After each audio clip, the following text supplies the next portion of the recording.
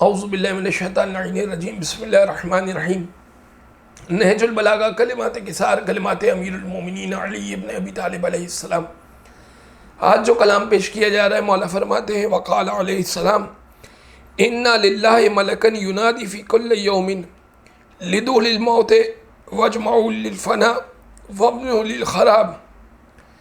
اللہ کا ایک فرشتہ روز ندا دیتا ہے، ہر روز یہ سزا دیتا ہے کہ موت کے لیے اپنی اولاد پیدا کرو، یعنی اولاد پیدا ہو تو وہ صرف پیدا نہیں ہوگی فقط یہ کہ بلکہ اس کا وقت آخر بھی آئے گا، لہٰذا موت کے لیے اپنی اولاد تیار کرو۔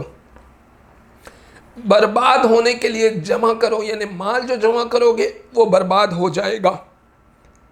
تباہ ہونے کے لیے عمارتیں کھڑی کرو، یعنی جتنی عمارتیں اور جتنے مکانات بنا لو سب کچھ برباد ہو جائے گا۔ تو تین باتیں یہ فرشتہ کہتا ہے، موت کے لیے اولاد پیدا کرو، جمع کرو تاکہ تباہ و برباد ہو جائے، عمارتیں کھڑی کرو تاکہ ختم ہو جائیں۔ وصلی اللہ علی محمد وآلہ الطاہرین۔